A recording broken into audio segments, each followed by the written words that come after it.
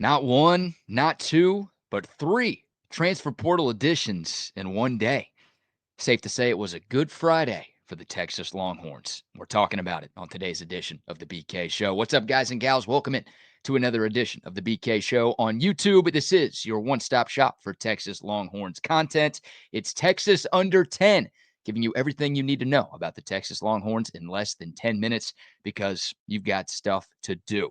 And maybe the greatest late Friday news dump of all time, Steve Sarkisian and the Longhorns landed three transfer commits in the span of less than 3 hours. It started when former Maryland defensive tackle Leavon Johnson committed to Texas. This one was the biggest surprise of the three. Now, Johnson was in Austin for a visit on Thursday, so getting a commit from him the following day wouldn't be a shock.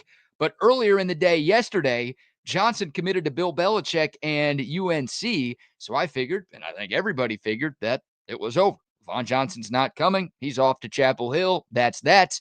I don't know what Texas did to get the flip, but they got the flip just a few hours later. Steve Sarkisian told us last week that Texas was going to be looking at more defensive linemen in the portal, despite the fact that they brought in three in the early window. Now they've got their fourth this offseason. We'll see if a fifth is coming soon.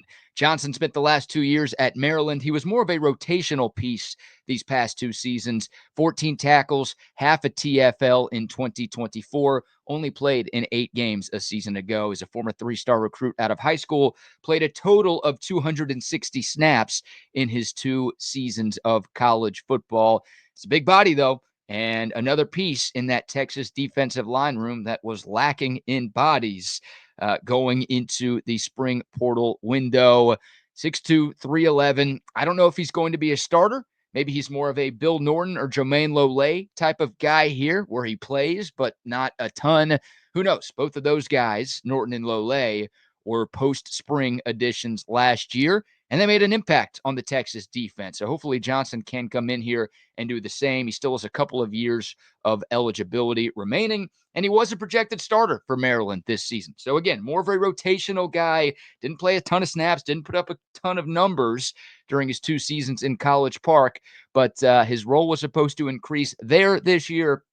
And hopefully he is a big part of what Texas does up front on defense this year. So it's Cole Brevard, it's Travis Shaw, it's Hero Canoe, and now it's Leavon Johnson coming into Texas. That is 4 defensive tackle additions. The Longhorns are going to need those guys to step up because we all know how good the interior of the Texas defensive line has been these past 2 seasons with Byron Murphy and T'Vondre Sweat in 2023. And then, of course, with Alfred Collins and Vernon Broughton and what they did in 2024. That has to continue to be a strength for this Texas defense if the Longhorns want to field one of the best defenses in America again this season.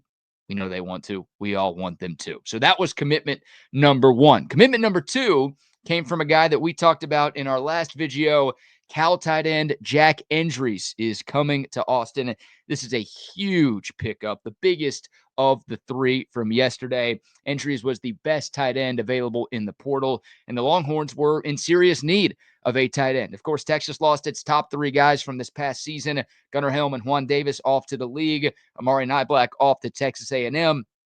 The Horns had 0 returning production in that tight end room. And one of the guys who was to contribute this season, Jordan Washington, got hurt early in spring football, and he's missed the majority of spring practice with a collarbone injury. So you were really behind the 8 ball at tight end. Sark talked about that position being an area of need for Texas as well. The Longhorns had to do something there. And think about how important the tight end position has been to the success of this offense the last 3 years with what JT Sanders did in 22 and 23. And then last year, heck, Gunnar Helm set school records for catches and receiving yards by a tight end in a single season. So it matters with what Steve Sarkisian wants to do on offense. Texas needed something, and Endries is more than just something. This guy was a freshman All-American 2 years ago. He caught 56 passes for 623 yards this past season. And I know I brought this up in our last episode, but Jack Endries was rated by Pro Football Focus as the number 2 returning tight end in college football for 2025. Not number 2 tight end in the portal, number 2 in the country. So this guy was a beast at Cal, and hopefully in the Steve Sarkisian offense and with Arch Manning tossing him the rock, he can become even better. Endries is a versatile player. He's a big body target, 6'4", 240, but he can move too. He's got really, really good athleticism, and he can line up at tight end, but he can also flex out into the slot. He did that a bunch at Cal these past couple of seasons. He's great over the middle. He's great in short yardage. Y'all know Texas needs to get a heck of a lot better in short yardage situations this coming season and in the red area as well. Hopefully Jack Endries can check both of those boxes. We'll see about the blocking.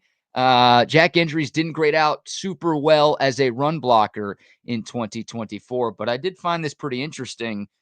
Endries' run blocking grade, according to Pro Football Focus, actually tied with Gunnar Helm. And I feel like Gunnar Helm was a fine blocker. He wasn't like George Kittle out there by any stretch, but I feel like he held his own. He got called for a couple of holds that we would like to have back. And I feel like he got called for a lot of holds where he didn't actually hold. For some reason, the refs were eyeing in on number 85, and it looked like they were looking for excuses to call holding penalties on Gunnar Helm last season. That's a conversation for a different time. But again, I didn't think Gunnar Helm was a bad blocker by any stretch. So if Jack Endries gives you that type of level of run blocking, then I don't think that's a weakness at all. I'm super excited to watch this guy. And again, I mean, we've seen what JT Sanders and Gunnar Helm have done in this Texas offense. Hopefully, Jack Endries can have that type of impact and be that reliable security blanket for Arch Manning over the middle of the field. Endries has 2 years of eligibility remaining. You know, if he has a great season, he could go to the league in 2026. But again, he could be here for 2 more years. So that's another benefit to that pickup. And last but not least, the Longhorns have themselves a new kicker. This one isn't shocking. After Bert Auburn announced that he was hitting the portal on Thursday, you kind of knew that Texas had something in the works for his replacement, and it didn't take long. Former Texas State Bobcat Mason Shipley announced his commitment last night, rounding out the epic portal day it was for Texas football. Shipley, a local kid, played his high school football at Liberty Hill here in Central Texas. He entered the portal as a grad transfer last week, so he has just 1 year of eligibility. Some pretty good numbers this past season, 15 of 19 on field goals. He made a 60-yarder at NRG Stadium down in Houston in a game against Sam Houston. He was 15 of 15 on field goals 2 years ago. He was a Lou Groza Award semifinalist in 2023 at Texas State.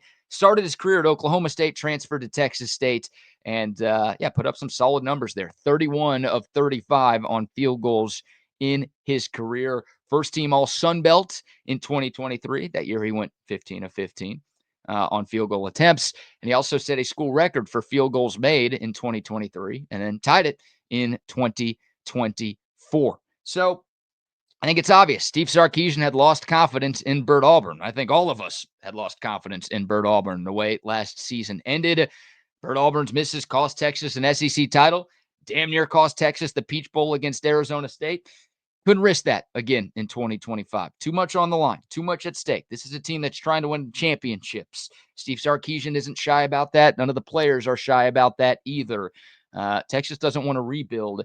And they sure as hell don't want a kicker to cost them games and cost them shots at conference and national championships. So, didn't want to risk it. Maybe Bert Auburn would have found it, but Sark didn't want to take that chance, and I don't blame him. It feels very NFL-like. It's what a lot of NFL coaches do. If they feel like their kicker has lost it, out with the old, in with the new. So Mason Shipley is in. And again, the number's really, really good, very accurate, and has a leg to him as well with that 60-yarder that he made. He was also 2 of 3 on attempts over 50 last season. So there you go. What a Friday it was. A very good Friday for Texas Longhorn football. Where's LeBron when you need him? Not 1, not 2, but 3 portal pickups in the same day.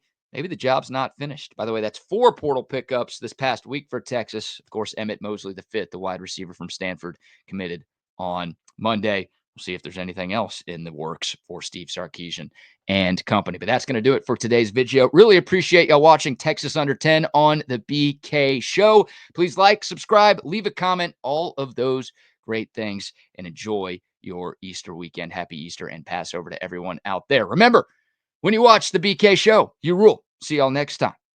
Hook 'em.